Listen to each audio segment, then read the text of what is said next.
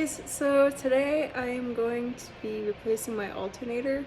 I had some power steering fluid leak onto it and it shorted out, so got that leak fixed and now we just gotta take it out and slap a new one back in. My local Toyota dealership does this thing where if you take in your old alternator, they'll discount your next one, especially if it's a rebuilt one, so hopefully your local dealership does that too. Yeah, let's get started. This is my alternator right here, and I have two ways I can get it out. I can either take out this and drop it down, or I can take it out of the top. But I think the bottom way is much simpler, so that's how I'm going to do it. So I recently rinsed out my coolant system and replaced all the fluid. So I cleaned this bucket with soap and water. If my fluid looks pretty clear, I'm gonna roll with it and, you know, not worry about spending near 50 bucks on more fluid. So yeah, you just drain the papcock down there. Okay, negative terminal is off, and we're gonna start out by taking off these down here. So there's a little rubber cap on mine, which is covering a 10mm bolt.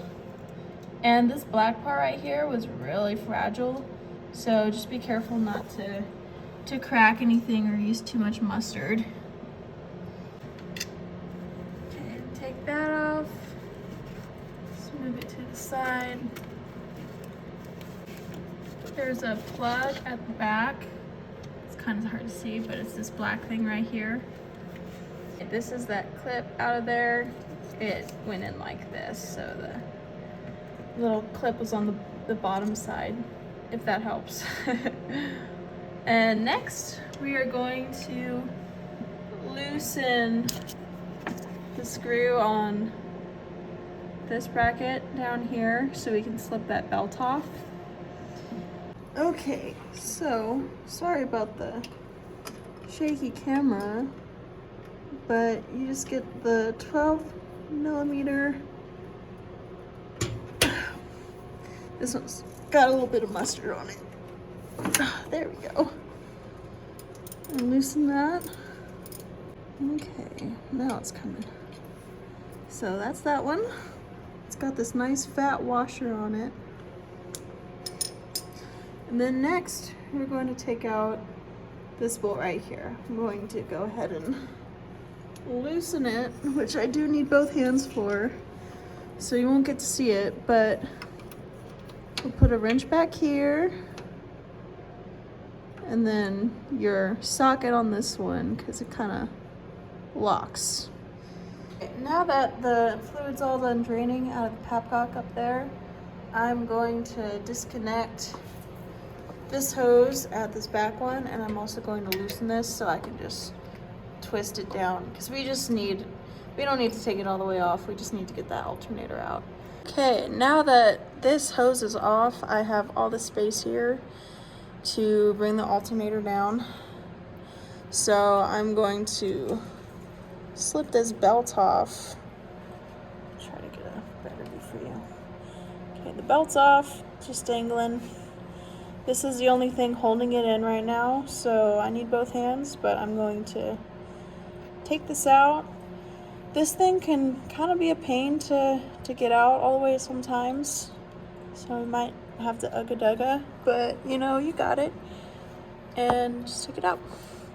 Just do it. Okay, and we got it out.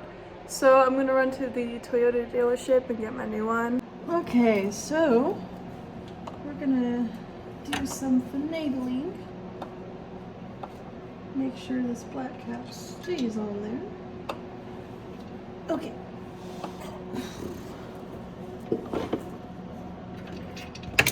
Bruh.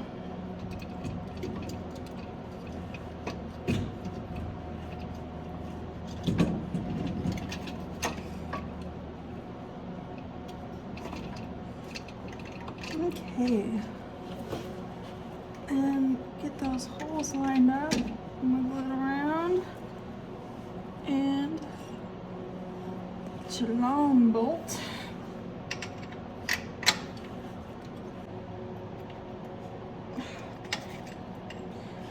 God dang it, Bobby. There we go. Okay. Okay, so what's next? I'm gonna get this nut on there. I'm not gonna tighten it down all the way quite yet, because we still gotta do some adjusting with the bracket up there. Okay, so go ahead and tighten up those hose clamps again.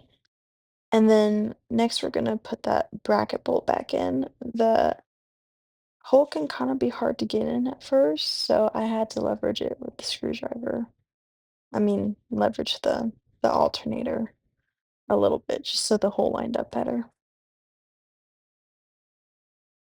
Okay, so we want this pulley going around the alternator and this third thing on the harmonic balancer and the fan pulley back here. That's what it goes around. We want to get this as tight as possible. So I have this long flathead that I'm going to jam up in here and pull so that it goes this way to the right as I tighten the nut up here with this. And then after I have it all tight as possible, I'll tighten this one right here. That's the plan. Okay. All right, so here just plug that clip back in, put that copper thing on and put the nut on, and then tighten it all down and put the little rubber protector back on.